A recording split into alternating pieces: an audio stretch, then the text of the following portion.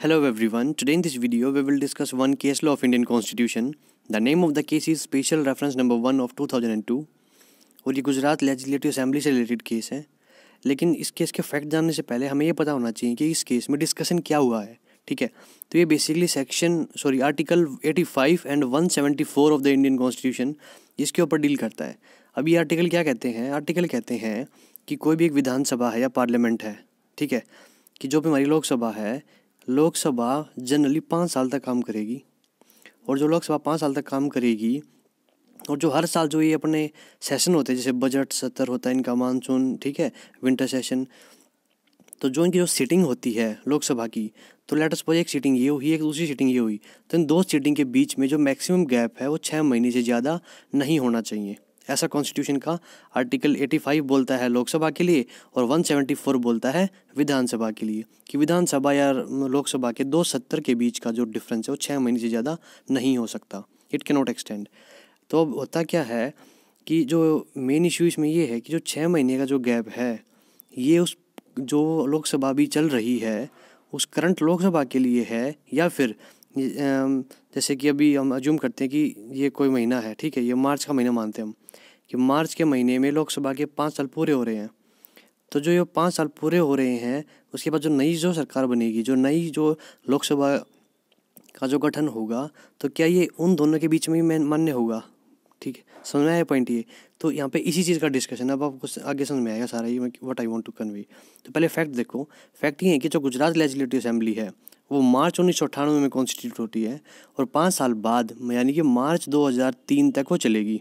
ठीक है, क्योंकि 5 साल का नॉर्मल ड्यूरेशन है। लेकिन होता क्या है, जुलाई 2002 में तकरीबन 7-8 महीने पहले जो उस टाइम पे सीएम थे गुजरात स्टेट के, उन सीएम ने गवर्नर को रिकमेंडेशन दी कि आप इस हाउस को डिज़ोल्व कर दो, असेंबली को, नॉट हाउस को, असेंबली को डिज़ोल्व कर दो। और गवर्नर ने डिज़ोल्व कर दी। जैसे ही गवर्नर ने डिज़ोल्व करी, अब पॉइंट ये उठता है कि भाई जो करंट जो लोग जिनकी जो लेजिस्लेटिव असेंबली थी, इस असेंबली की लास्ट मीटिंग हुई थी अप्रैल 2002 में। एज पर कॉन्स्टिट्यूशन 6 महीने का गैप होना ज़रूरी है दोनों के बीच में। तो जो 6 महीने का गैप मैक्सिमम, कम से कम वो है, जो ये ज़्यादा से ज़्यादा गैप ही है, कम से कम नहीं है, ज़्यादा से ज़्यादा 6 महीने का गैप हो सकता है।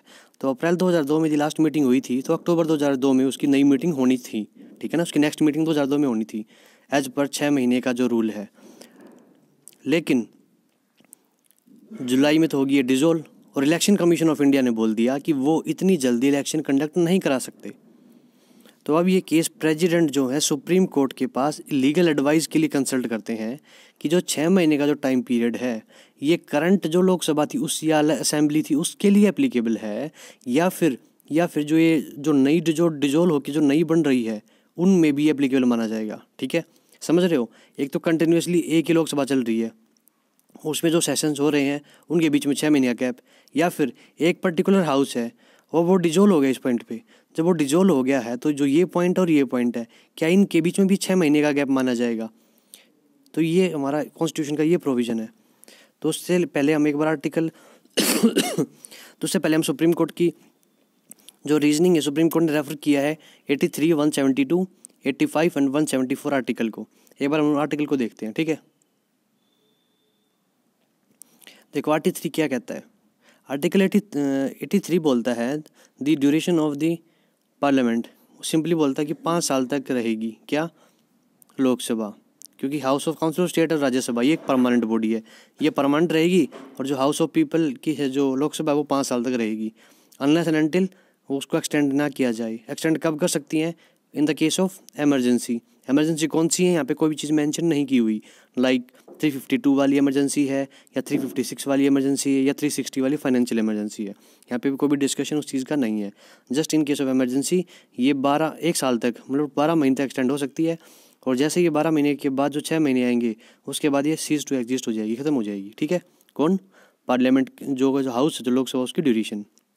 Next is 85। देखो 85 कहता है कि president shall from time to time summon each house of the parliament to meet at such time at such place. Time और प्लेस जो भी ये प्रेसिडेंट डिसाइड करेगा, लेकिन जो गैप होगा दोनों के बीच में but 6 months shall not intervene between its last sitting and in one session and the date appointed for this first sitting in the next session.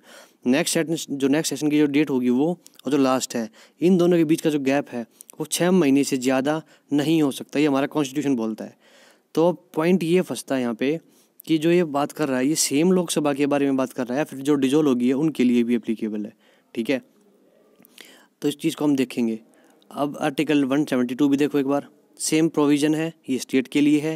And same provision 175 talks about again the time limit which is कितना, how much it, just a minute, ये मैंने गलती से 175 को screenshot डाल दिया है, it has to be 174 only, ठीक है। 174 आएगा, 175 का स्क्रीनशॉट मैंने गलत डाल दिया है, ठीक है। तो 174 में जो आएगा वो 174 में सिर्फ वही चीज़ लिखी हुई है जो हमारे 85 में लिखी हुई थी कि भाई जो पार्लियामेंट जो लेजिस्लेटिव असेंबली है 174 के अंदर, उसमें जो ड्यूरेशन है वो रहेगा जो लास्ट सीटिंग और नेक्स्ट सेशन की जो फर्स्ट सीटिंग है उनके बीच का जो गैप है वो 6 महीने से ज़्यादा नहीं हो सकता। अब देखो सुप्रीम कोर्ट ने क्या बोला है। सुप्रीम कोर्ट ने जब अपनी रीजनिंग दे रही ना तो रेफ़र कर रही है इन पर्टिकुलर आर्टिकल का, कौन सा, article 83, article 85 at the union level and 172 and 174, in article का रेफरेंस यूज़ किया उन्होंने, जैसा कि मैंने आपको बताया। अब देखो यहाँ पर वर्ड देखो कितने प्यारे प्यारे वर्ड्स यूज़ किए गए हैं और आपको सच में आपको सोचने में मजबूर करेगा। सुप्रीम कोर्ट ने जो हमारा ड्राफ्ट कॉन्स्टिट्यूशन था उसके आर्टिकल 69 और 153 का पढ़ा, उसमें इन्होंने ये वर्डिंग मिली जो आज हमारे कॉन्स्टिट्यूशन में लिखी हुई है, सेम टू सेम वही वर्ड्स दिए हुए हैं, ठीक है। ऐसा कोई भी वर्ड नहीं है जो भी नया डाला हो, बिल्कुल एज इट इज़ पुराने के पुराने वर्ड दिए हुए हैं। अब देखो सुप्रीम कोर्ट ने कितना बेहतरीन चीज़ का इंटरप्रिटेशन किया है। पहला उन्होंने रेफ़र किया इन पर्टिकुलर आर्टिकल को, दूसरा उन्होंने ड्राफ्ट कॉन्स्टिट्यूशन को किया। ड्राफ्ट कॉन्स्टिट्यूशन भी सेम लाइन पे मिला जो हमारे कॉन्स्टिट्यूशन में जो लिखी हुई है, बिल्कुल एज इट इज़ वर्ड मिले।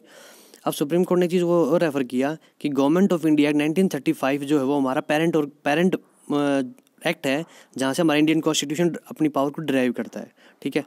तो गवर्नमेंट ऑफ इंडिया एक्ट 1915 भी एक एक्ट आया था जिसके अंदर जो डेट ऑफ इलेक्शन थी ना वो पहले फिक्स कर रखी थी।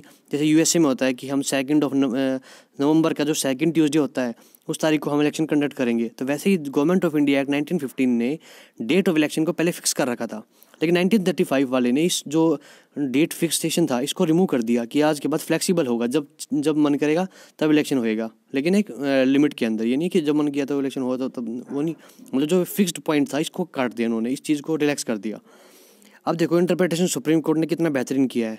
आर्टिकल 85 पढ़ो एक बार, आर्टिकल 85 क्या कहता है, this is 85 says that supreme court ने एक वर्ड कैच किया यहाँ पे, the president shall from time to time summon. तो यहाँ पे वर्ड कैच किया इन्होंने सम्मन मतलब बुलावा। किसको बुलावा देगा प्रेजिडेंट? लोकसभा को, कि आप आओ और अपनी मीटिंग करो। तो जब वो मीटिंग के लिए सम्मन कर रहा है, जो सम्मन हम किसको कर सकते हैं? जो चीज़ ऑलरेडी कॉन्स्टिट्यूटेड हो। बात ठीक है नहीं है?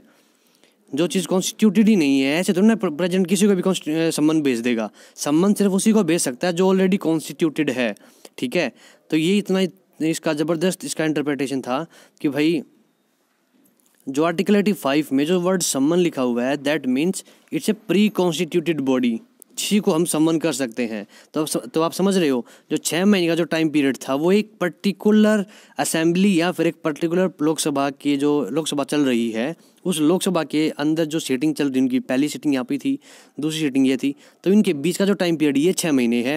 ये नई लोकसभा के साथ जो टाइम पीरियड होगा यहाँ पे 6 महीने का टाइम नहीं है, ये 6 महीने का टाइम एक करंट वाला है। इन्होंने एक चीज़ तो होगी, ये इन्होंने इनकी रीजनिंग होगी कि ये दूसरी रीजनिंग इन्होंने दी कि भाई जो डिफरेंस बिटवीन प्रोरोग्यू और जो डिजोल्यूशन होता है, डिजोल्यूशन में उन्होंने एक चीज़ और बताई कि भाई प्रोरोगेशन में तो एक सेशन एंड होता है कि भाई पर्टिकुलर जैसे बजट सेशन है ये खत्म हो गया, अब विंटर सेशन स्टार्ट होगा, ठीक है, जो मानसून सेशन स्टार्ट होगा उसके बाद विंटर आएगा, लाइक दैट ऐसे चलेंगे। लेकिन डिजोल्यूशन का मतलब होता है कि असेंबली का टाइम पीरियड ही खत्म हो गया, ठीक है, टाइम डिजोल्यूशन हो गया मतलब पूरी असेंबली ही खत्म होगी, चाहे वो टाइम से पहले हुई हो या टाइम होने पे हुई हो, मतलब असेंबली ही खत्म होगी, उसके बाद हमें नए इलेक्शन कराने पड़ेंगे। अब एक एग्जांपल दिया इन्होंने सुप्रीम कोर्ट ने, कितना बेहतरीन एग्जांपल है कि कोई बिल है, यदि किसी पर्टिकुलर लोकसभा का जो लोकसभा की जो ड्यूरेशन है उस लोकसभा की ड्यूरेशन में कोई सेशन खत्म हो गया, ठीक है, अब नेक्स्ट सेशन आएगा तो उन्होंने कोई बिल इंट्रोड्यूस किया था पिछले वाले में, तो क्या उनको दोबारा से री इंट्रोड्यूस करना पड़ेगा कोई बिल जो उन्होंने पहले पिछले सेशन में इंट्रोड्यूस किया था? तो इसका आंसर है नहीं, उनको कोई ज़रूरत नहीं है, क्योंकि वही बंदे थे जिन्होंने पिछले सेशन में तो किया था अपना भी जो बिल पास। लेकिन हम अज्यूम करते हैं कि मार्च के अंदर किसी ने मार्च के अंदर, जैसे इंडिया में मई में होते हैं, मई 2019 में इलेक्शन हुए थे, ठीक है, अब 2024 में होंगे, मई 2024 में, तो हम अज्यूम करते हैं कि मार्च 2019 में उन्होंने कोई बिल इंट्रोड्यूस किया था।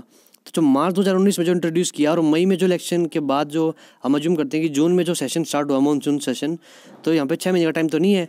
तो क्या जो भी ये नया बिल इंट्रोड्यूस करेंगे वही बिल जो इन्होंने मार्च में इंट्रोड्यूस किया था, तो क्या इसको दोबारा से इंट्रोड्यूस करने की ज़रूरत है या नहीं है? तो इसका आंसर है ज़रूरत है। क्यों? क्योंकि मई में दोबारा से नई लोकसभा का गठन हुआ है, वह लोकसभा सेम मेंबर नहीं मिलेंगे उसके अंदर, लोकसभा नई है वो, तो जो नई लोकसभा है उसको हम सेपरेटली कंसिडर कर रहे हैं, मतलब जो बिल होगा दैट नीड्स टू बी री इंट्रोड्यूस्ड।